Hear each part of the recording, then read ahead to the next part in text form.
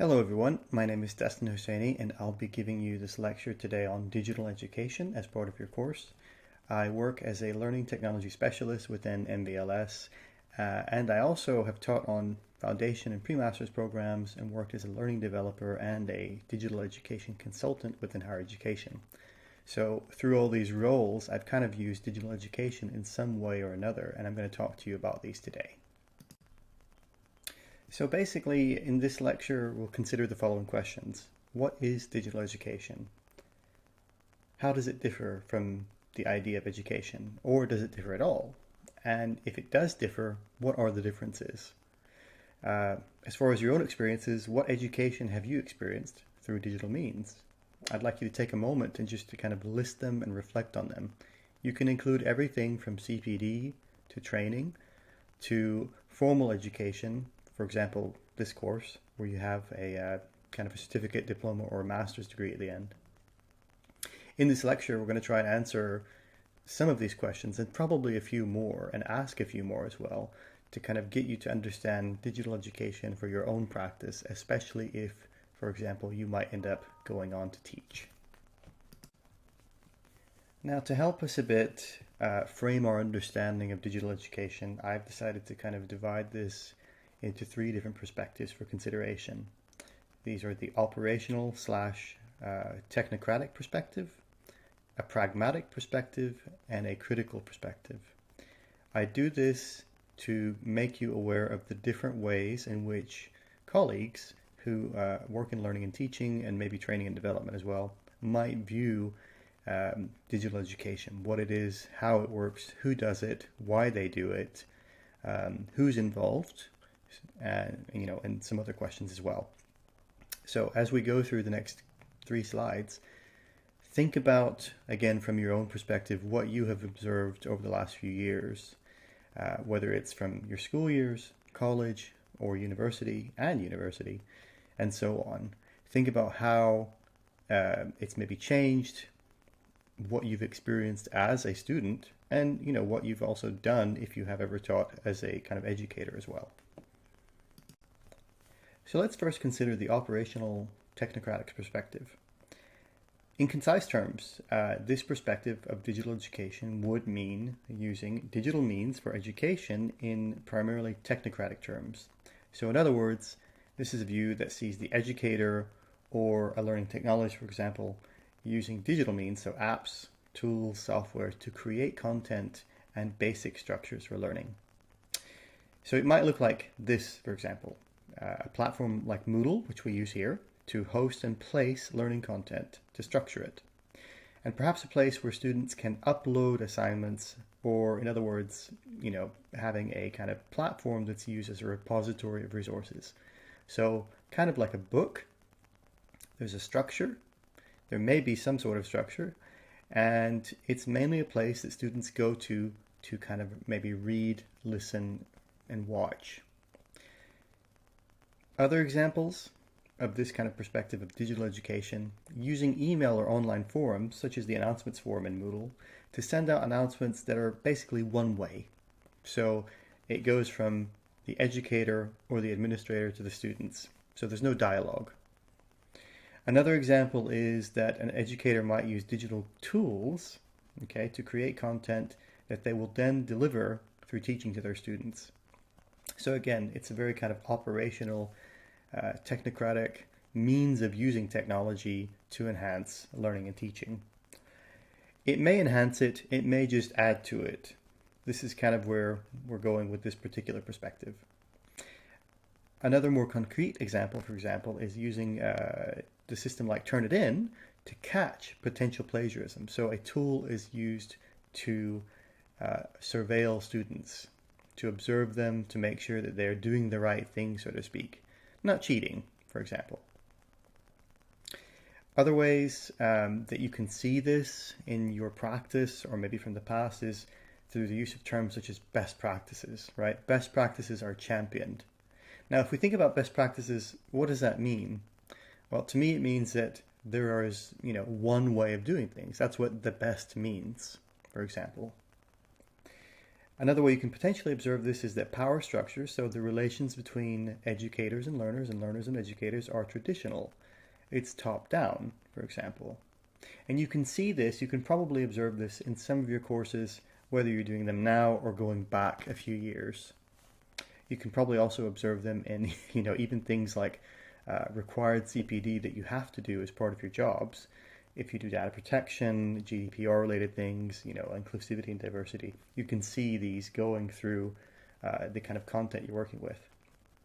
So in brief, a technocratic perspective on digital education sees software, apps, and other digital tools as primarily just that. They're there to help the educator to create learning content and basic structures for learning to happen online. The student has very little or perhaps no say in how learning and teaching is structured or constructed. It's basically up to the educator or their learning technologist perhaps to kind of set those standards. The student's role is essentially to learn and to submit to such expertise, and it is the educator's role to direct and conduct such a learning. Okay, next, let's consider the pragmatic perspective, right? This perspective goes a bit further than the technocratic perspective. Digital education is seen through more of a pragmatic lens that will identify and use digital means to enable more interactive and perhaps more discursive forms of education. So in other words, there's more dialogue, there's more discussion.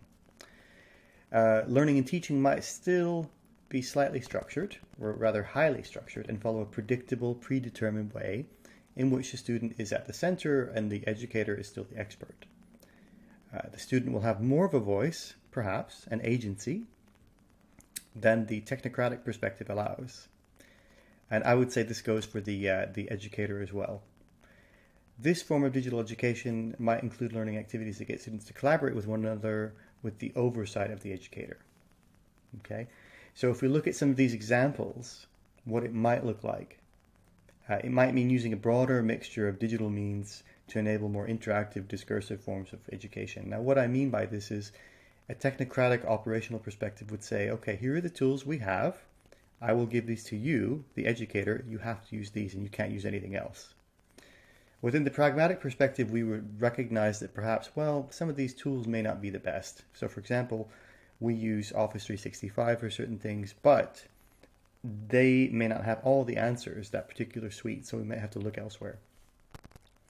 Other things, placing more value on meaningful engagement between the learners. So a technocratic perspective would be like, okay, here's Moodle, here's the learning materials, go watch the lectures, go read, and then do the assignment, that's it.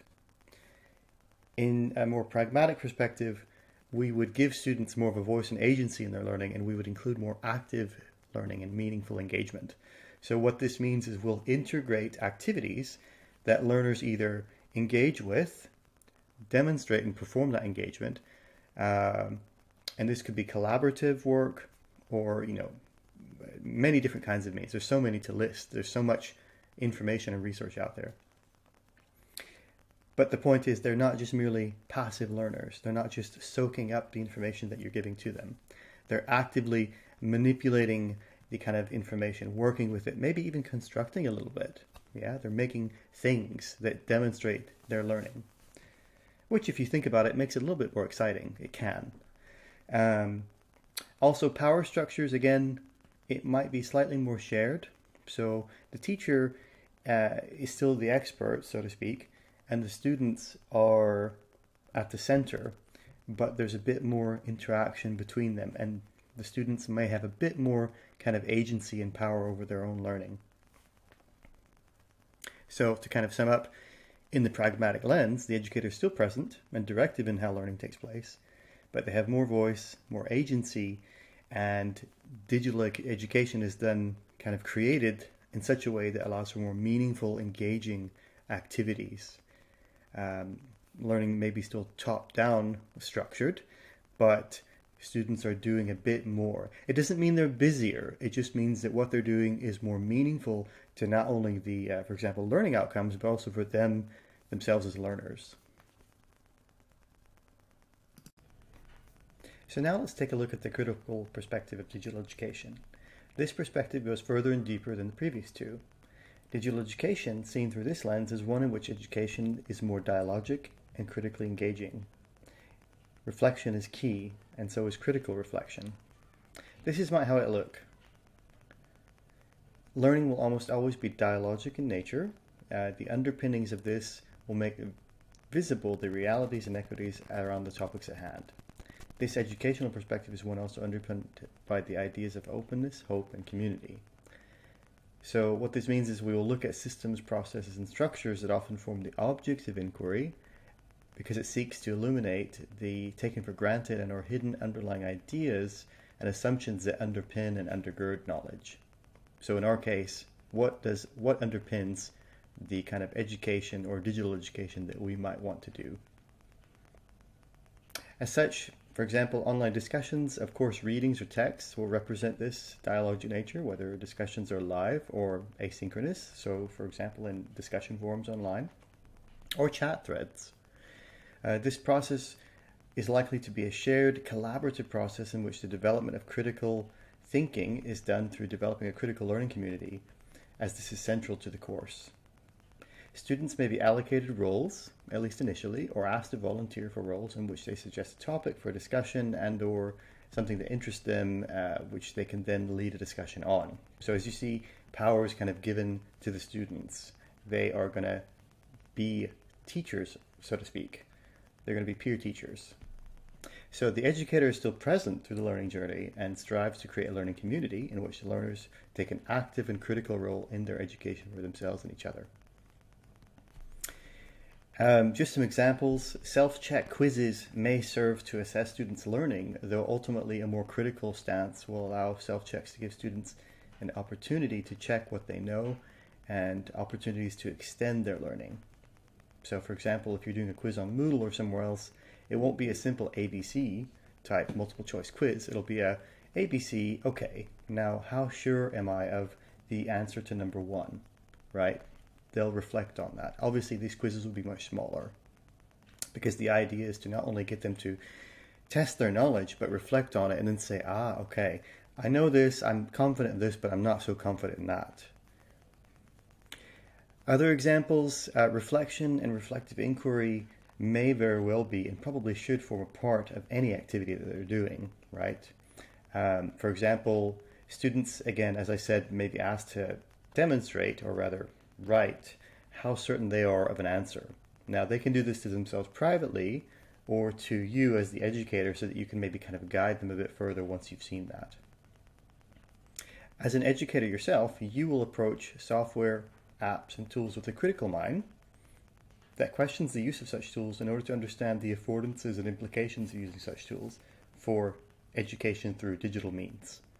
Students are also invited to kind of take part in this process so that we're kind of getting them to understand what it means to use certain tools and apps and other things in their learning, but also for their kind of professional development and further learning. So we're not just using something without thinking about it. Thinking about it is central. Thinking about it critically and deeply is key because, for example, we might want to understand the implications of GDPR, privacy, who owns the rights to the kind of information that's being produced through using other apps. And perhaps lastly, the educator and students, right, will uncover potential ethical, social, political, and economic issues that surround the issues at hand. So what this means practically is, taking COVID-19 as an example, the lockdowns and so on and so forth, we had to really think about digital poverty, for example, or bandwidth, or inequities.